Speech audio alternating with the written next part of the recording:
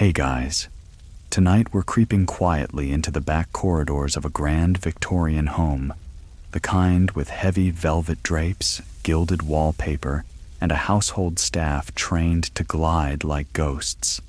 You're not one of the guests, of course.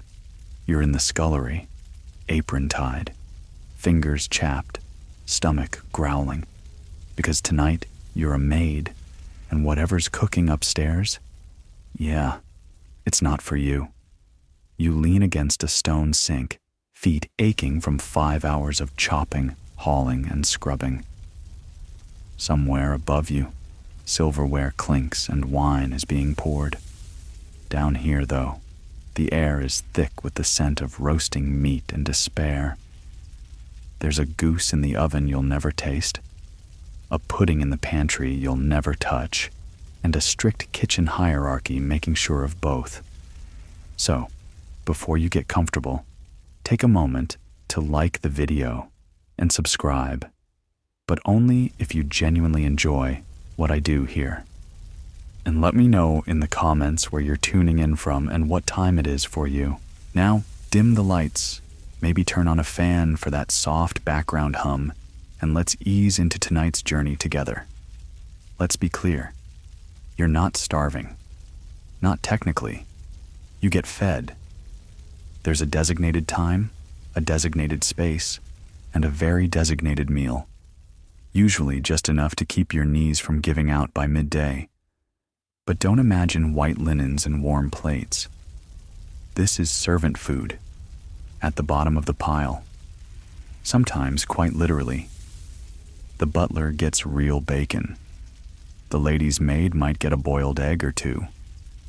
But you're lucky if there's toast, and not the good toast, never the fresh, golden buttered triangles served upstairs. You get the cold ends, the ones that have been sitting beside the fire long enough to dry into roof tiles. Sometimes you dip them in tea if you're feeling fancy. Meals for the lower servants, scullery maids, kitchen girls, footmen on bad days, were dictated by both clock and class. Breakfast was early, sometimes before dawn.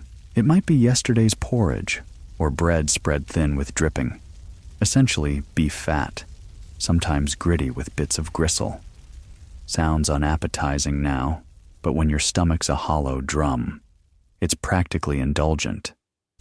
What makes it worse is the constant exposure to real food.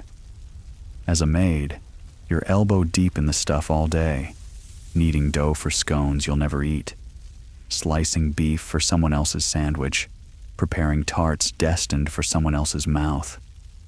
You smell it. You serve it. You wash the crumbs off expensive porcelain, and then you eat your crusts in the broom closet. Historians still argue whether servant diets were intentionally meager to maintain control or just a side effect of rigid Victorian hierarchies. Either way, it wasn't about nutrition. It was about knowing your place. Upstairs meals were a display of wealth. Downstairs, they were a reminder you didn't have any. There are rules, too. You can't help yourself to scraps unless the cook says so. And some cooks are generous, flinging the occasional dripping smeared crust your way with a grunt. Others are tyrants, watching the larder like hawks, locking cupboards and counting eggs. One girl in Kensington was dismissed for eating the end off a pie crust. Just the end. A bite. Gone. You learn to eat fast and discreetly, standing up usually, with a hand over your plate in case someone decides you're too slow and undeserving. Meals aren't for savoring. They're pit stops. 5 minutes between polishing boot buckles and emptying chamber pots. No one lingers. The tea's gone before it cools. You also learn to pretend you're full when you're not. Complaining about hunger gets you nothing but suspicion. So you smile, swallow hard, and mop the floor while the roast goose you basted for an hour gets wheeled out on a silver tray you've only ever touched with gloves. And yet, you survive.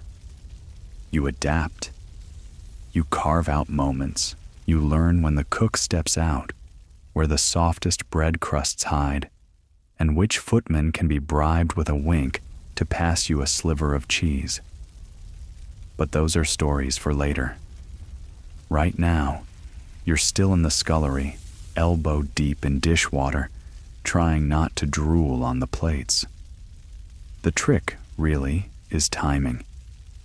Not just getting up at 5 a.m. sharp to slice root vegetables before the house stirs, but knowing when the kitchen is briefly unattended.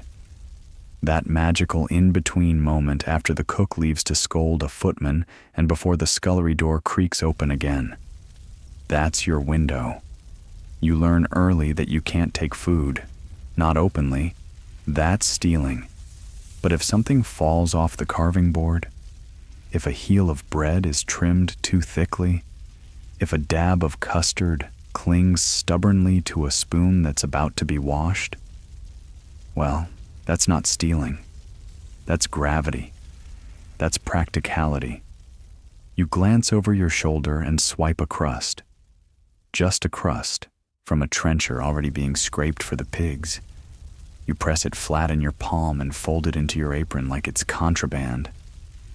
Which it is. You don't chew it now, of course. You've learned from past mistakes. One girl was caught with a mouthful of beef jelly. She couldn't answer fast enough when cook called her name. Gone by sundown. You stash the crust, clean the spoon, nod politely to the undercook, and continue chopping parsnips like nothing happened. It's an art, really, this quiet scavenging. Victorian kitchens are full of potential. Roast drippings, crusty ends, little pools of forgotten gravy. Not enough for a meal, but enough to silence the gnawing for another hour or two. You've mastered the apron tuck, the tray lean nibble, the taste-testing excuse for an extra lick of pudding. You are, quite frankly, a food criminal with flair. There's a dumbwaiter in the hallway, a little wooden lift meant to carry dishes up to the dining room. Sometimes, if you're fast, you can pluck a sliver of something from a waiting plate just before it ascends into the land of chandeliers and crisp linen. A carrot here, a lonely pea. Once, a pearl of goose fat, warm and glistening like treasure. You still think about that one. Historians still argue whether such nibbling was tolerated by sympathetic cooks or just overlooked due to impossibility of enforcement. Either way, everyone knows it happens. It's the silent agreement of service life. Don't be obvious, and don't get caught.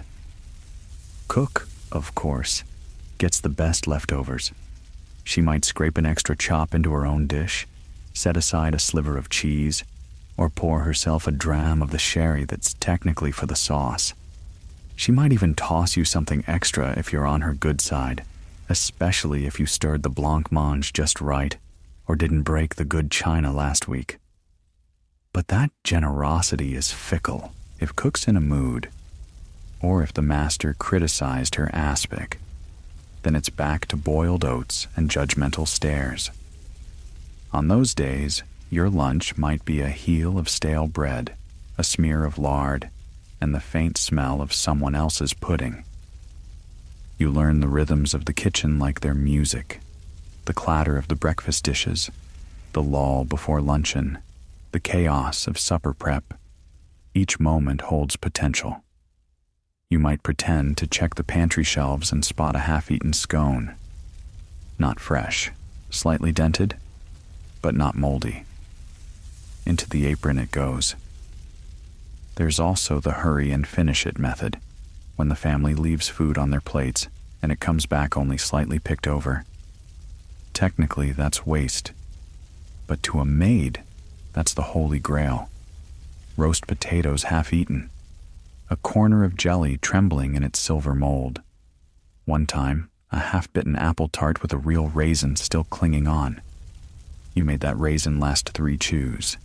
Of course, not all food is created equal. Custards are high risk. Sticky, fragrant, impossible to conceal. Pastry flakes cling to your apron and rat you out. cold roast, on the other hand, is the perfect crime. Solid, silent, and sliceable. You carry a butter knife in your stocking now, just in case. Tonight, you manage a spoonful of goose gravy from a dripping pan before the scullery door bangs open again. You lick it from the back of your hand like a feral cat, then go back to stacking plates. Not glamorous, not even filling. But it's survival. The sun isn't up yet, but you are. The coals in the kitchen hearth are barely more than an ember glow when your boots hit the flagstones. The air is damp and cold. Your apron is still damp from yesterday's rinse, and you already feel hungry enough to gnaw the corner off the firewood pile. But there's no time for daydreaming. Breakfast prep begins now. Except, not for you. You're here to make their breakfast. Eggs poached just right. Bacon crisp but not curled. Tea brewed precisely 3 minutes. Toast warm and stacked like a card tower. Yours, if it exists at all, comes later. Much later. Maybe. The house is quiet, save for the ticking of the kitchen clock and the distant thump of someone hauling coal to the upstairs fireplaces. You start with bread, cutting thick slices, loading the toast rack. The smell is heavenly, but the rule is iron. Servants don't eat before the family. You're not even supposed to touch the good bread unless it's already been served and declined. So, of course, you do what any reasonable maid would do. You pocket a burnt edge. Just the crust. Not golden, not buttered. Just warm. You tuck it in your apron like it's some illicit treasure and hope it doesn't crumble into your laundry later. Once the family is fed and gone, you may, if you're lucky, get the remains. More often, breakfast for the lower staff is a rushed, unsalted porridge that's been clinging to the bottom of the pot since dawn. It tastes like wet wallpaper. Sometimes there's a spoonful of treacle to make it bearable. Sometimes there isn't. You never ask twice. There are also rules about where you eat. The housemaids eat in the basement corridor, on a bench with no backrest. The kitchen maid might get a seat by the stove, unless cook is in a mood, in which case she eats standing, spoon clutched in one hand while she stirs sauce with the other. You learn to eat quickly, a few bites between chores, one eye on your plate, the other on the door. If someone with more seniority walks in, you make yourself scarce. If someone drops a dish upstairs, you abandon your toast without blinking. Priorities. Historians still debate how consistently mealtimes were observed for servant classes. Some households followed strict timetables, others were more ad hoc, but the common thread? Mornings were for work, not nourishment. Hunger was just part of the uniform. You hear stories about grand homes with servant dining rooms and set breakfasts with fried kippers and eggs. Maybe those places exist. Maybe they don't. Here, the kitchen is both workplace and mess hall, and everything smells like onions, smoke, and your own drying boots. By 10 a.m., you're starving again. Someone mentions there's a slice of oatcake left from yesterday's dinner. It's in the tin behind the pickles. You nod casually and make your way there. Inside the tin, a wedge the size of a playing card, slightly damp, definitely forgotten. You break off a bit. Not delicious, not even fresh, but it goes down easy with a sip of weak tea. You eat fast. Everything is fast. Tea gulped before it cools. Crust swallowed before someone notices. Jam licked off a spoon before it's passed to the undercook. You get used to the tempo. You even get good at it. Sometimes you surprise yourself, remembering that you've eaten only by the fact that your stomach stops growling. One girl you know, Mary from the house next door, swears she trained herself to live off tea and willpower alone.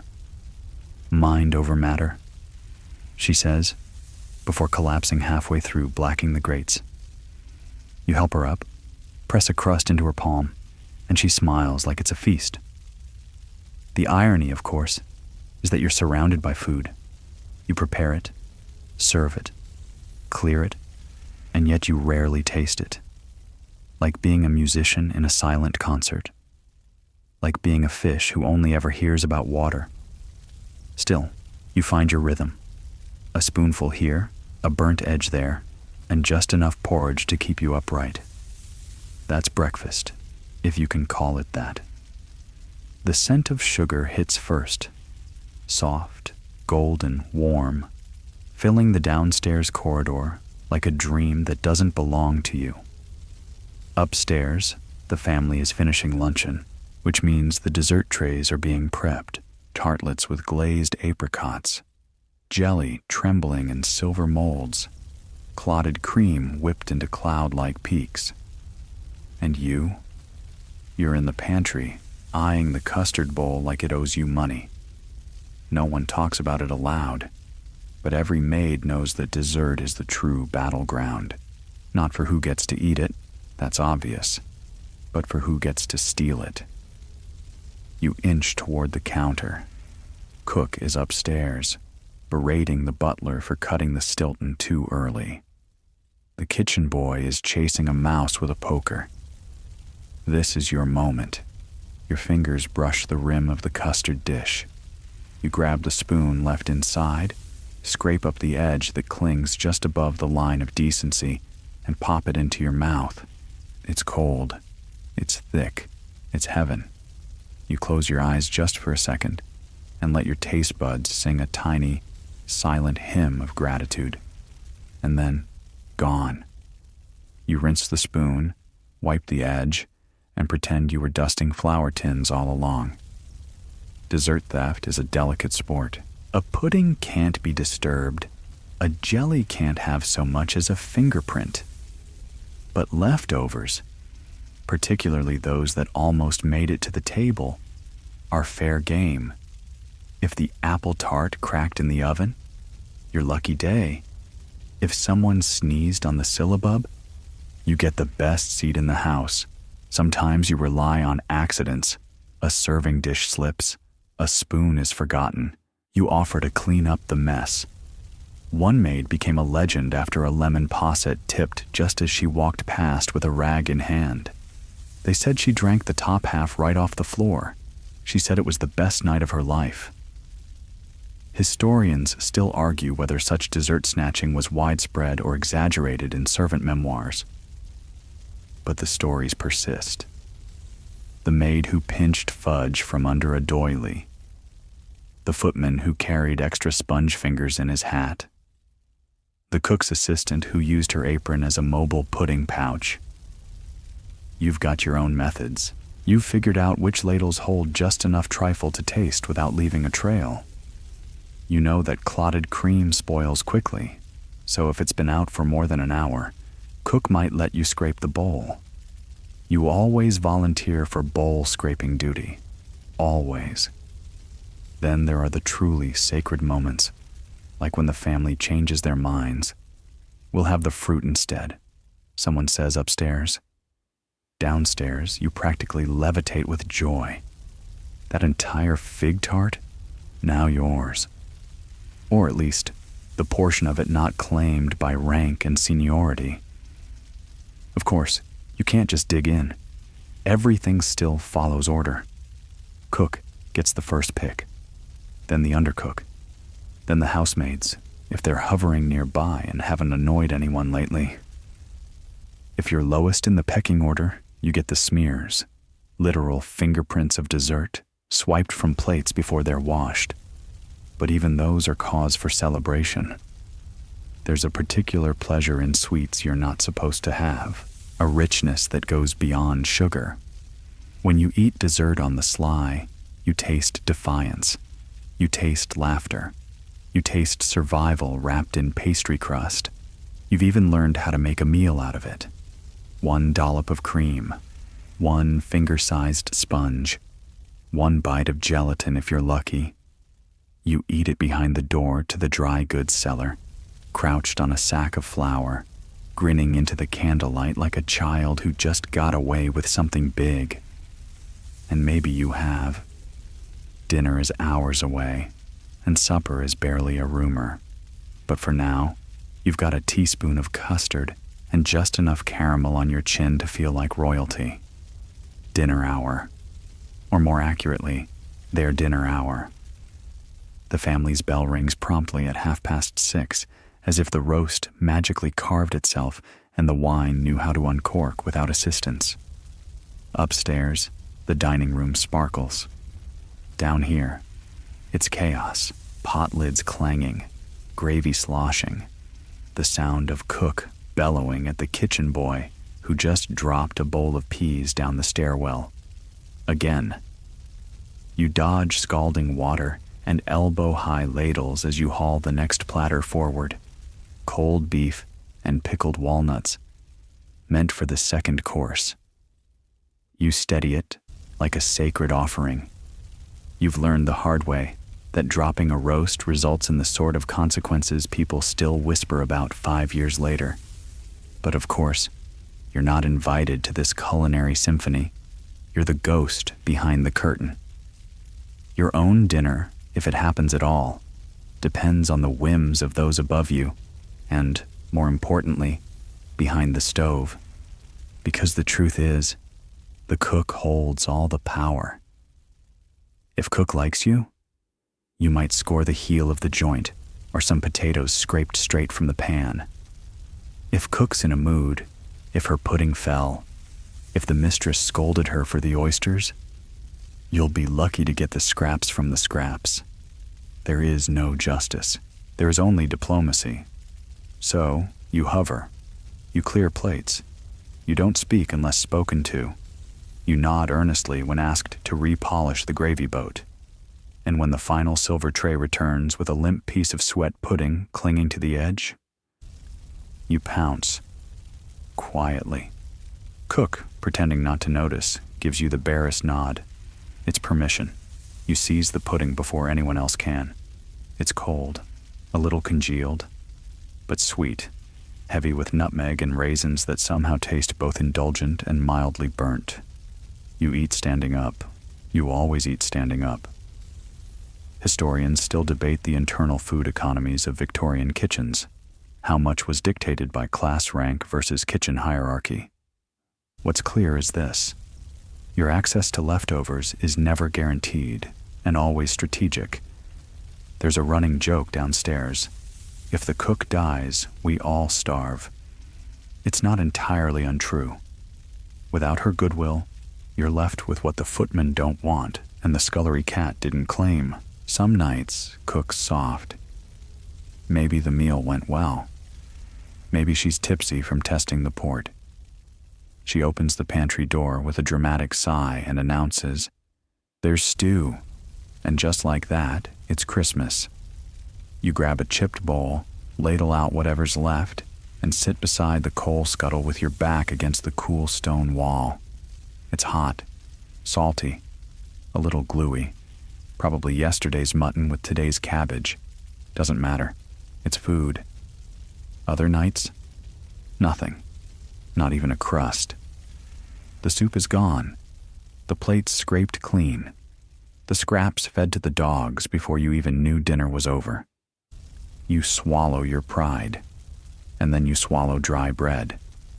You've learned to keep an emergency stash in your coat pocket, a sugar lump from tea service, a broken biscuit from the morning tray, a hard-boiled egg you smuggled from the kitchen counter at dawn. Your meals are part strategy, part scavenger hunt, part sheer luck. Sometimes you envy the upstairs staff, the housekeeper, the butler. They eat at a proper table. They might get real butter, maybe even an orange at Christmas time. But you're part of the kitchen undercurrent, the ones who taste the smoke but rarely the flame. And yet, tonight you're lucky. That sweat pudding? It lingers. You scraped it into a tin and tucked it behind the flour bin. A secret supper.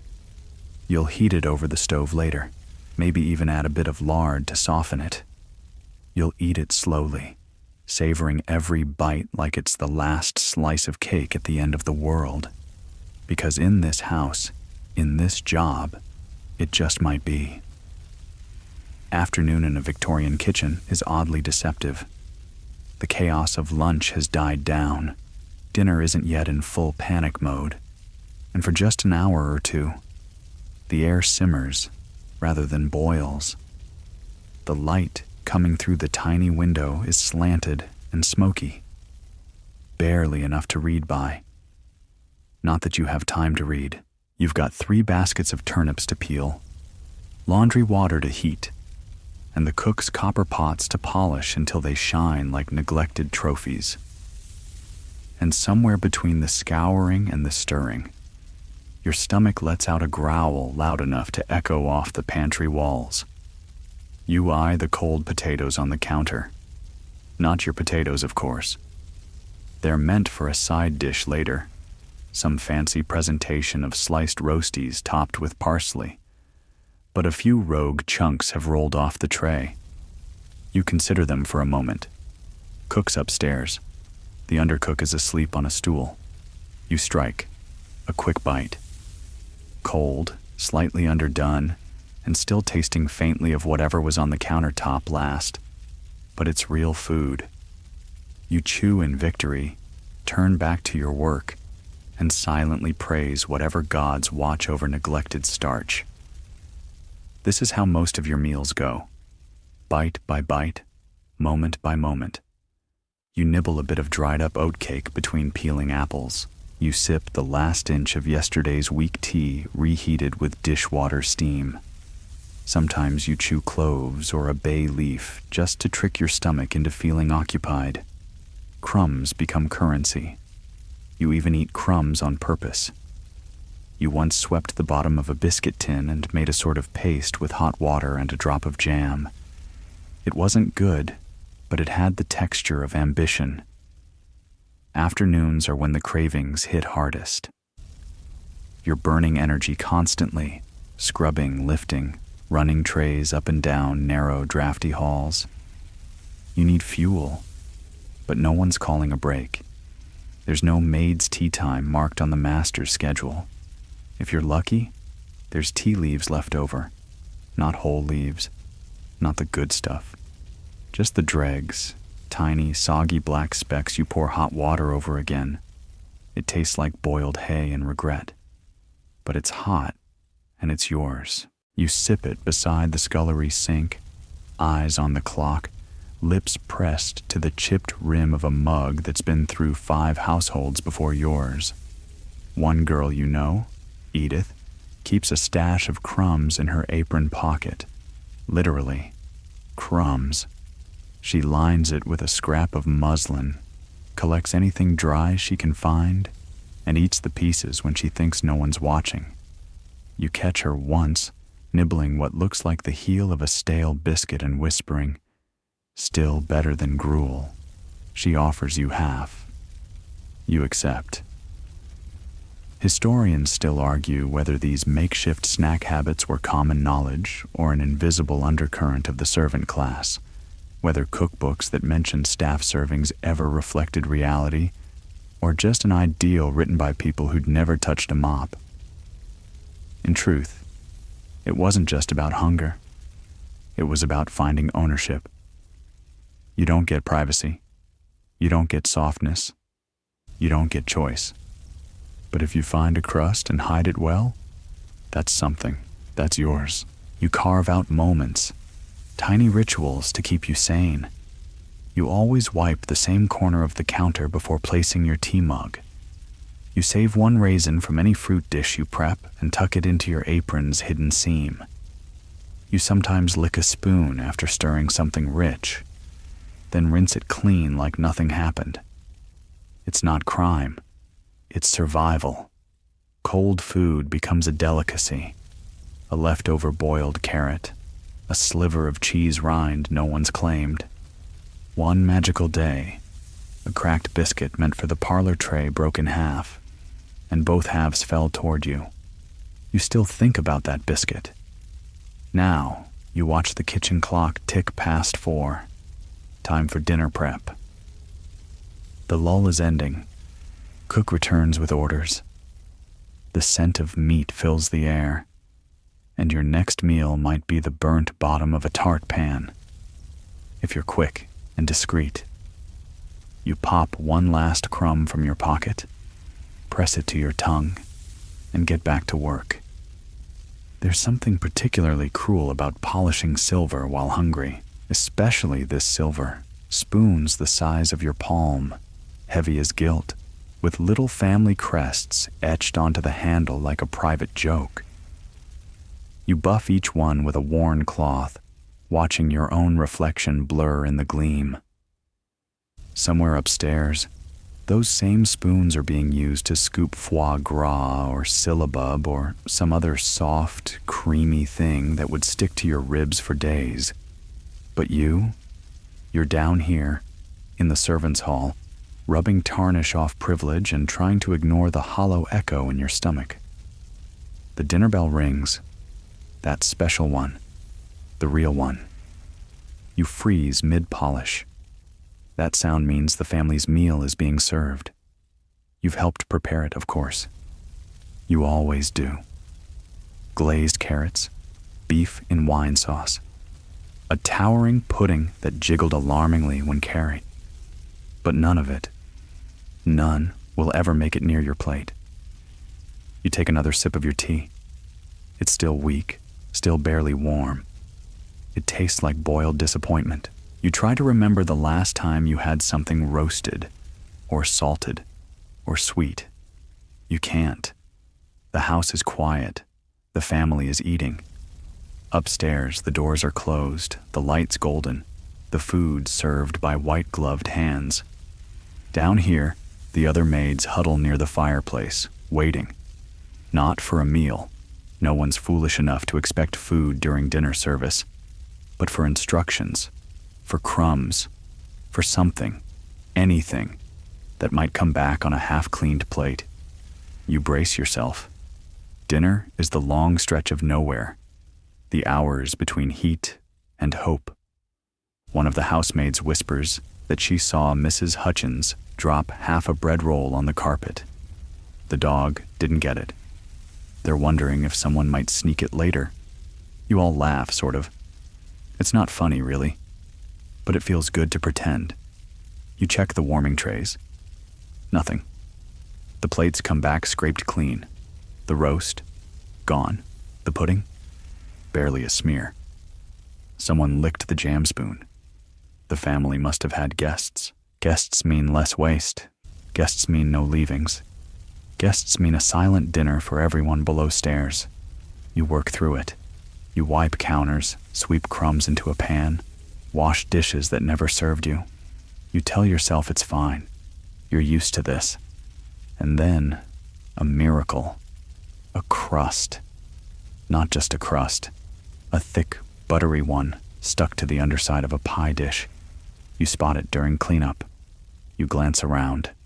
The cook's distracted. The undercook is elbow deep in gravy pans, and the butler's off flirting with the new parlor maid. You scoop the crust up with 2 fingers and pop it into your mouth like it's made of gold. It's still warm, still soft, still flecked with something sweet. Maybe currants, maybe cinnamon, maybe joy. It's the best thing you've tasted all week. Historians still debate whether Victorian households intended such starvation between proper meals, or whether the system simply forgot the people at the bottom. You lean toward the second theory.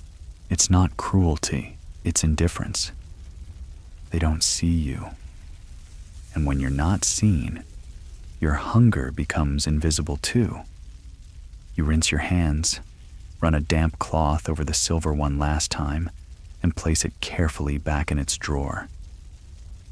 You didn't break anything today. You didn't get caught sneaking food. You didn't faint. A good day by maid standards. You return to the scullery and steal one last glance at the cooling stove. No forgotten biscuits. No generous cook tonight. just the silence of a house too full above and too empty below. You sit on a stool, fold your hands in your lap, and wait for the bell to ring again. Evening deepens, and with it comes the final stretch of the day, those quiet, aching hours after the family has feasted. The fires have dimmed, and the kitchen slows into something that almost resembles calm. Almost. Because while the chandeliers upstairs flicker low and the drawing room fills with the rustle of skirts and the clink of cordial glasses, you're still working. The silver's done. The pots are scoured. The floor is swept. But your stomach still isn't. It growls again, louder now, as if it's given up on manners and moved on to protest. You're not alone in the echo. The other maids shuffle about in silence, weary and half-stooped from hours of bending and hauling and stirring. You catch them stealing glances toward the pantry, the cold slab where, if fate is kind, a bit of bread or a forgotten crust may still linger. This is when the rules get hazy. The official meal times are long past. Cook's gone to her attic room.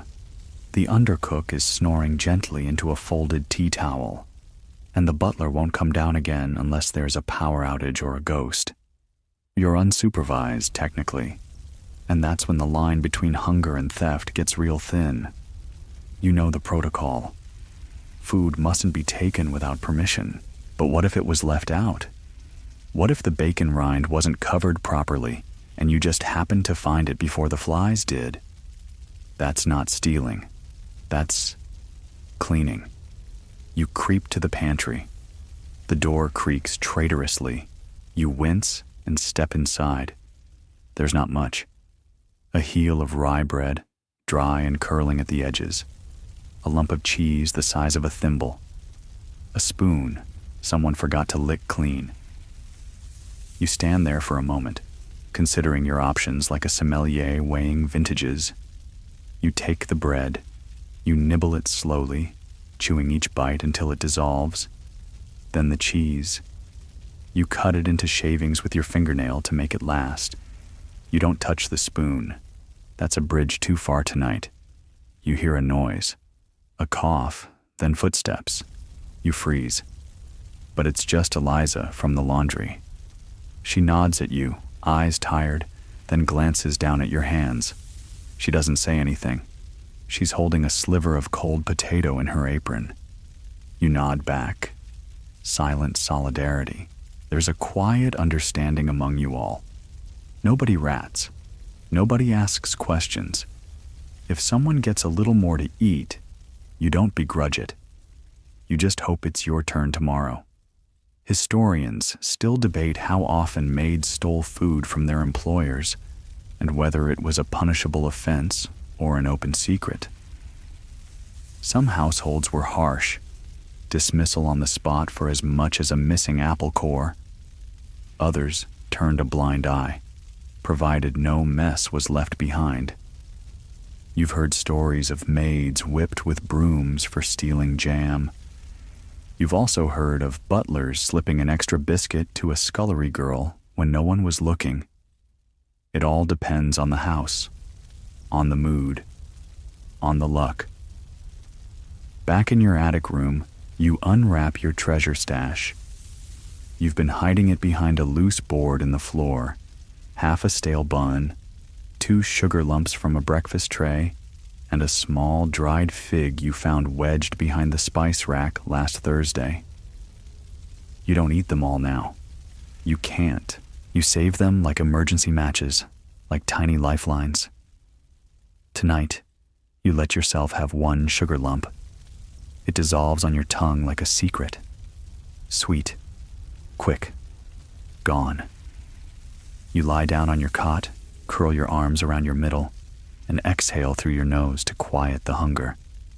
The walls creak. The city murmurs beyond the frost-glazed glass. And downstairs, the kitchen stands empty, silent except for the memory of footsteps and the echo of silver spoons. You drift to sleep not full, but not empty either. Just paused, waiting for the next crust, the next window, the next chance to nibble when no one is looking. Sunday arrives with less fanfare than you might hope. No soft church bells or warm pastries in bed. Just another dawn chill seeping through the rafters and the sound of someone down the hall coughing into a washcloth. But there's one small shimmer of hope in the bleak beige fog of a maid's week. Sunday roast. Not for you, of course, but for them. For still, the promise of a roast in the house means that something might trickle down.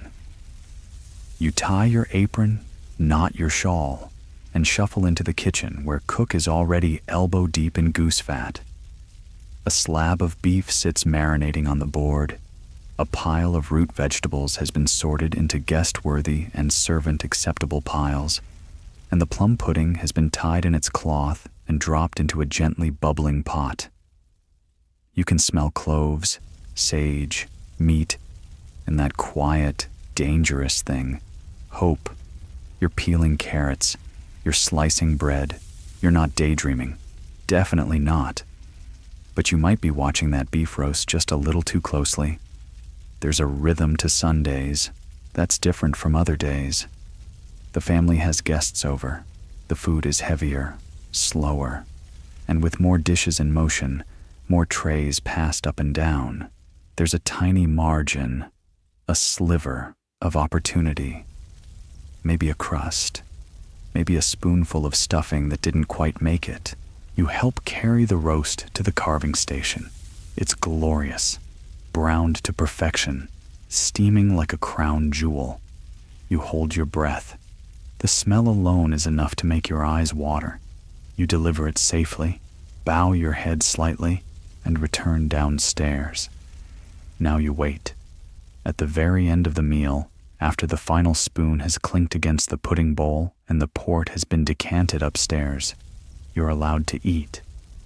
Not of the feast, no, but of its remnants.